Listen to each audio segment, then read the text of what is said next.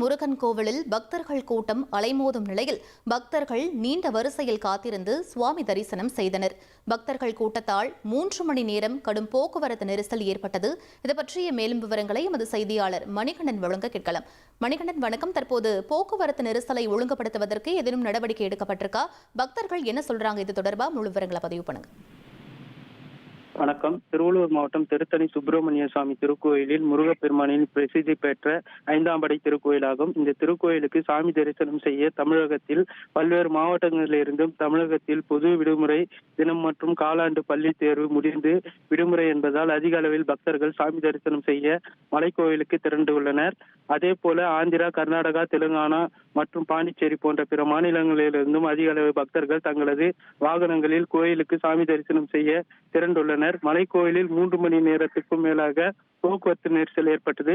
மலைக்கோயில் செல்வதற்கு போதிய பேருந்து வசதி முருகர் கோயில் நிர்வாகம் செய்யவில்லை என்று பக்தர்கள் குற்றம் சாட்டுகின்றனர். மலை அடிவாரத்தில் இருந்து பக்தர்கள் வாகனங்களில் தடுத்து நிறுத்தப்பட்டு கழிவறை வசதி, குடிநீர் வசதி செய்யவில்லை என்றும், மேலும் இந்த பகுதியில் மலை அடிவாரத்தில் இருந்து செல்வதற்கு ஆட்டோவில் அதிகபட்சமாக 300 ரூபாய் கட்டணம் வசூல் செய்வதாக பக்தர்கள் குற்றச்சாட்டுகின்றனர். போதிய போலீஸ் பாதுகாப்பு மலைக்கோயிலில் இல்லாததால் பக்தர்களின் வாகனங்கள் 3 மணி நேரம் கடும் போக்குவரத்து பாதிப்பு ஏற்பட்டு வருகின்றனர். விவரங்களுக்கு நன்றி மணிகண்டன்.